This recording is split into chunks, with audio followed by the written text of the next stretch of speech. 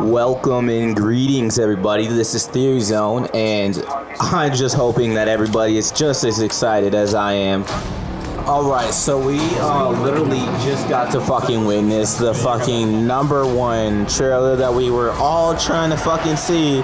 The Star Wars A Star Wars Story Solo trailer. And it fucking aired, especially when we all knew it would air. It was the fucking Super Bowl at that. And long story short, if you are as excited as I am, let's leave the bullshit to the slower people and let's get down to the dirty.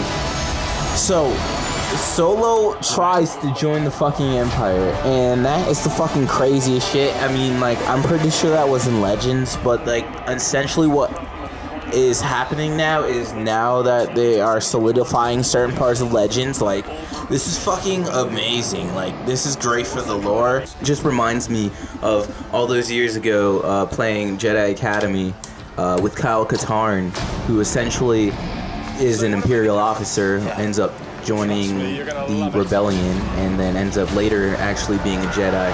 Obviously, Han is not a Jedi, but what we might see are some callbacks towards Legends materials. Basically, it's just one of the dopest things since Kyle Katarn.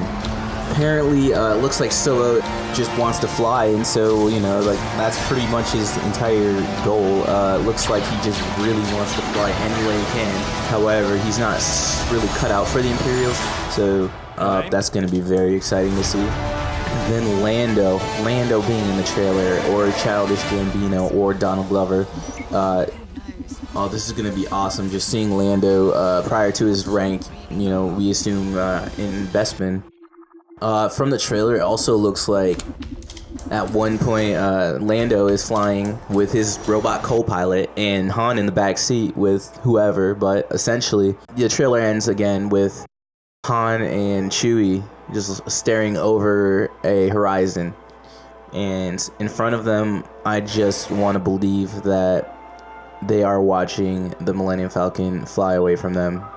Either way, it's just really cool to see Chewbacca come back after Episode 3, and we'll finally, hopefully, understand what exactly went on during the interim between Episode 3 and 4. And oh my god, I could watch this part all day. Just notice, like, the Millennium Falcon doesn't even have that little gap in the middle.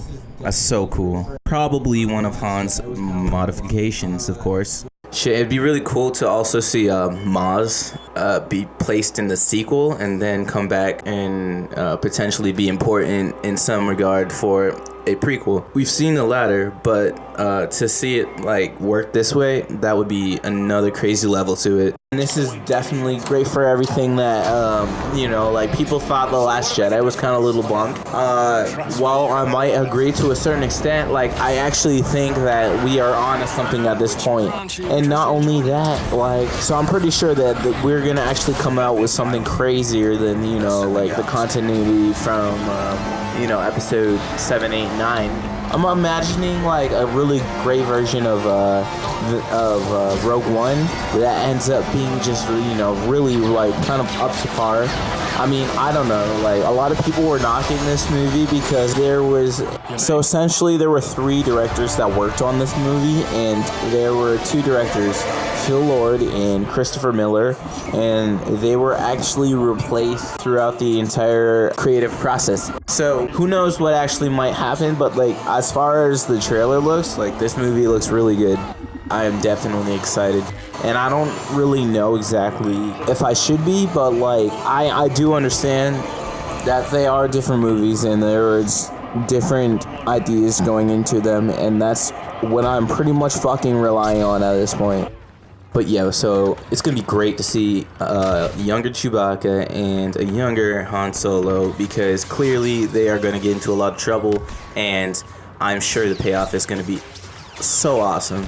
One of the greatest things about this type of movie is the fact that we're not really going into it with expectations, which is what I think kind of ruined The Last Jedi, because, I mean, not only that, I mean, well, first of all, The Last Jedi was set up so you would expect something, but then they pretty much just dashed them just to do it. So, I mean, but we're getting a legitimate movie with this one. I can kind of feel it. Like, everything just looks so beautiful. Like, there are backdrops. This movie looks way more akin to Rogue One than I would say 7 and 8, which don't really, honestly, I'd be surprised if this movie went a lot better with Rogue One than The Force Awakens went with The Last Jedi. But only time will tell. And so let's make sure we send only positive vibes till this drops. It's going to be a great movie, guys. Let's just hope they don't screw this one up, guys. This is Theory Zone. I'm out.